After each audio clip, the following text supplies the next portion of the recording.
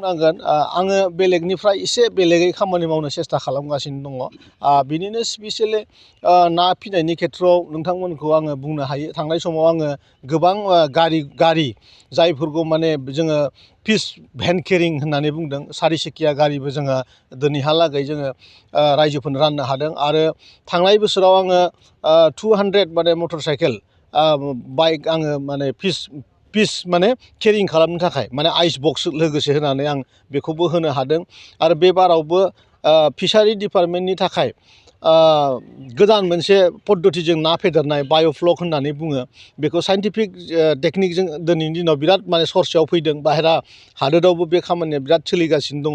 बेजोंबो आङो आंनि बिटिआरआव थानाय लाइमोनफोरखौ मोनसे थांना थानायनि मोनसे लामा बानायनो थाखाय आं बेवहाय जोबोद गोसो होनानै खामानि मावदों। आरो स्पेसियेलि आङो भेटेनारि डिपार्टमेन्टआवबो पौल्ट्री फार्म, जायखौ जोङो बाहेरा हादोराव जेरै दिनैनि समाव दाउदैनि बिराद साहिदा, आरो जोंनि आसामावबो आरो बिटिआरआवबो दाउदैनि बिराद आंखाल। गतिके बेखौ नोजोर बोनानै दाउदै दैग्रा, खालि दाउदैल' होयो, बिनि बेदरखौबो जानो हायो खिन्थु दाउदैया बिनि स्पेसियेल जायो। बेखायनो बे दाउदैखौ सानसेयावनो जोङो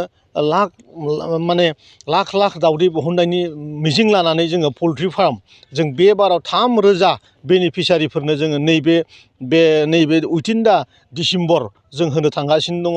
बिनि बादैबो दुत्त मिसन सोलिदों। गोबां नोंथांमोना चिरां, क'क्राझार बेफोरबायदि जायगायाव जों गोबां मोसौ जोङो माने गाइखेर बहननानै गाइखेरनि खमिनिखौ खमायनो थाखाय जोङो होगासिनो दङ।